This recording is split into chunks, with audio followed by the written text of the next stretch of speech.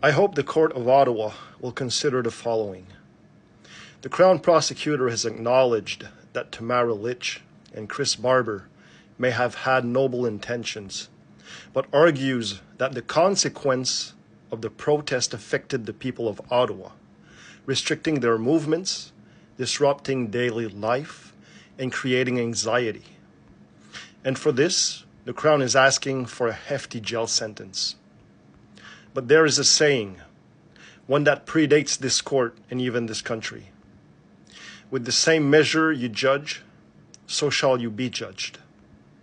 If the court believes that disruption, fear, and inconvenience warrant such a heavy sentence, then we must ask honestly, what judgment is due to the leaders who imposed the COVID mandates in the first place?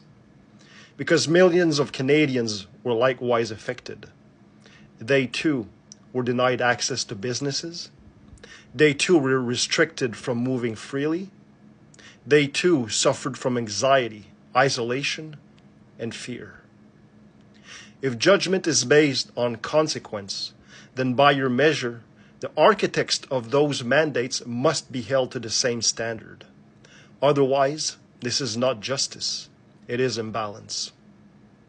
There's another saying, equally timeless. By your words, you will be justified, and by your words, you will be condemned. That's not rhetoric. That's law. The law of the conscience. Canada itself bears a national motto drawn from sacred text. Amari usque ad mare, from sea to sea. Psalm 72, verse 8. So I leave the court with no protest, only a plea for balance. Because if you pass judgment with a heavy hand, you do not only sentence Tamara Lich and Chris Barber, you set precedent.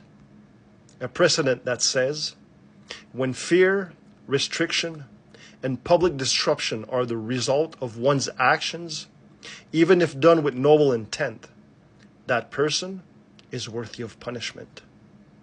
And if that is the measure, then so too must the leaders who imposed the COVID mandates be judged. For their policies affected not just one city, but an entire nation.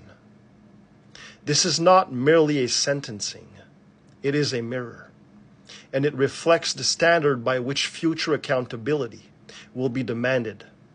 Perhaps not by this court, but by history. And ultimately, by the one who reigns, Amari usque ad mare. Iudicat, iudices. He judges the judges. Psalm 82, verse 1. Thank you for your attention to this matter.